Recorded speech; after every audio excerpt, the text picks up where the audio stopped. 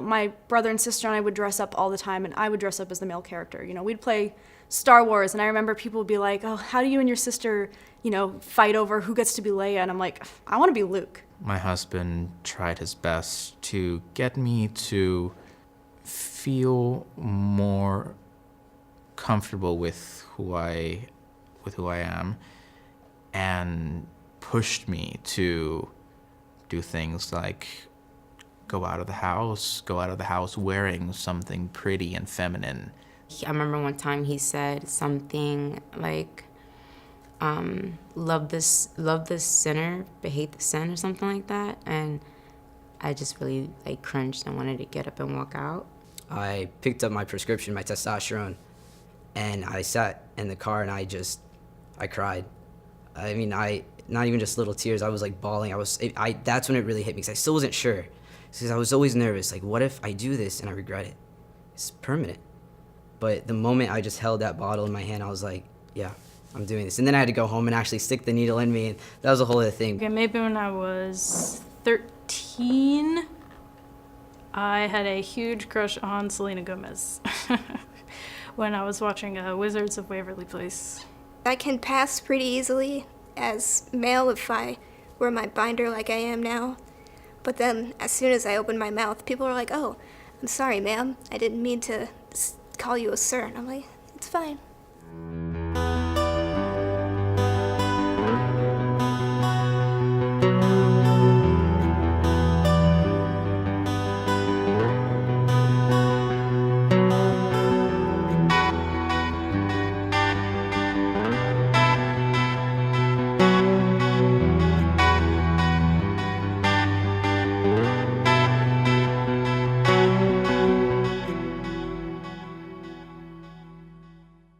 I was literally both a Girl Scout and a Boy Scout. I won the Pinewood Derby, and I was very proud of that. Asexual generally means that I don't have sexual attraction to people. It doesn't necessarily mean I do or do not have romantic attraction. I don't very strongly identify as being female, but I also don't necessarily fully identify as being a male, like a trans man. I just sort of sit somewhere comfortably in the middle, very androgynous. I don't necessarily gender myself when I'm thinking about myself or talking about myself. To describe myself, I generally just use the word queer because it's more general and it kind of describes all of my experiences, so I don't have to specify every little detail.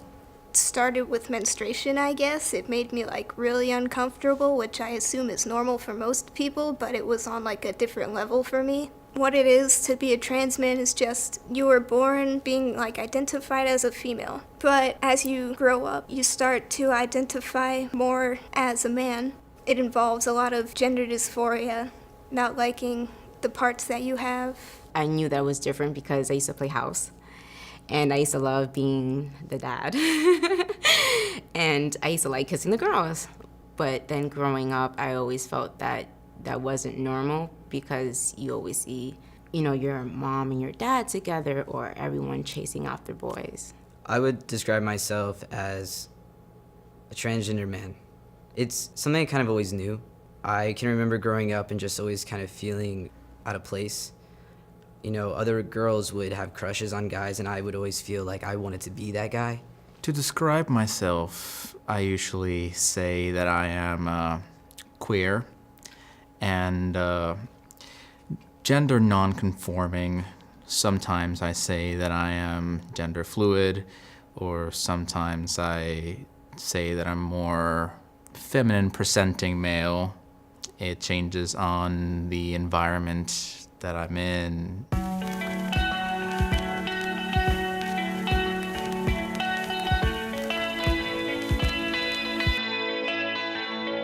Growing up, I was definitely what people would call a tomboy. I always wanted to wear the boyish clothing, or at least the gender-neutral clothing. I always wanted short hair. Coming into this identity, it's been a very long and kind of weird process, because nothing has been so blatantly obvious enough that I instantly was like, I know what I am.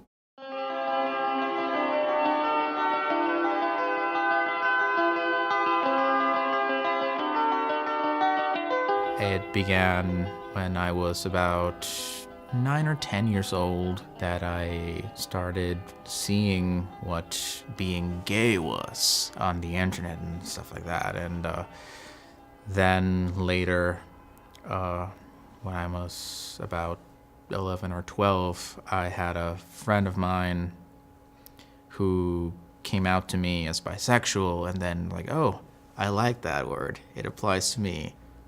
I don't feel comfortable identifying as a cis male, but I also don't feel comfortable identifying as a trans woman.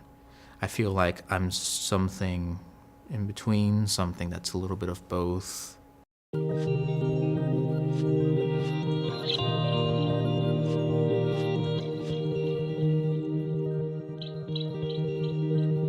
When I came out as trans to myself, I was like 14 when I started kind of self-reflecting on my body and how I looked and how people looked at me.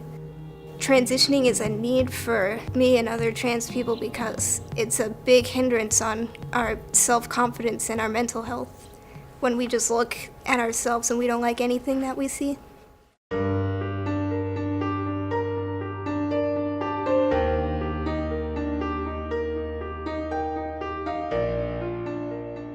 I tried to come out to my family when I was about 15. It was like pretty much as bad as you could imagine.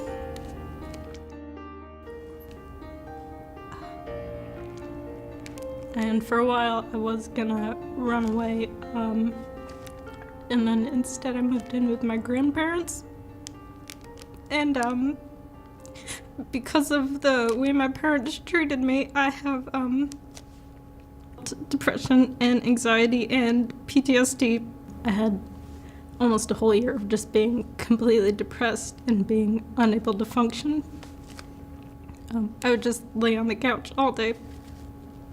I feel like very isolated in my own house. The conditions are better than they used to be, but they're still not good.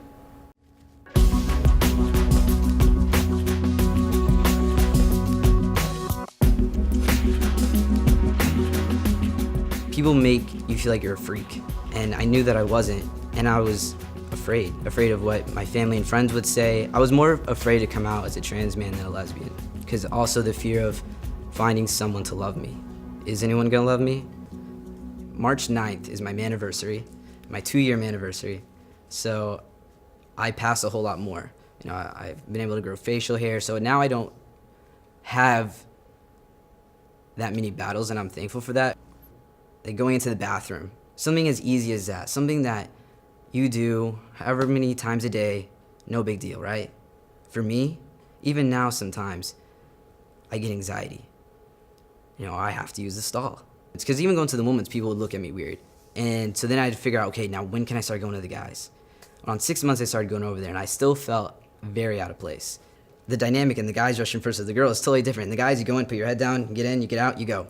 The girls, you going, hey, how are you? Oh my God, can I have some of this? No, and lips, you know, totally different. So I've gotten a lot better with that, and especially now that I pass better. It was getting to that point to where I felt like I look like a guy, because I am a guy.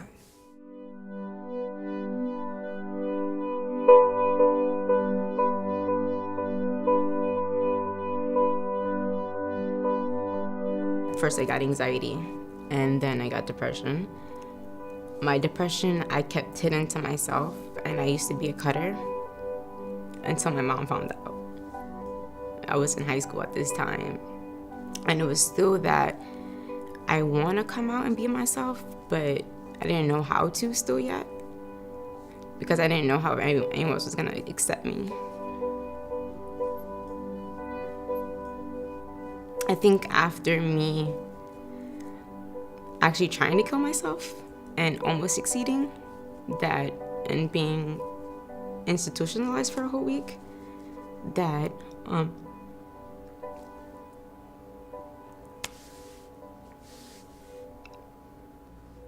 being in the institution for a whole week, I had a lot of time to think, and I decided that I didn't want to kill myself, and I was just gonna live my life for myself.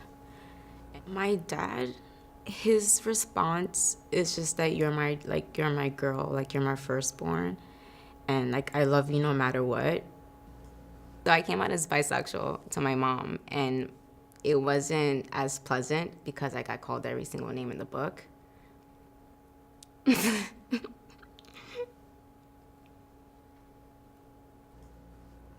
With my family, it's been good and bad.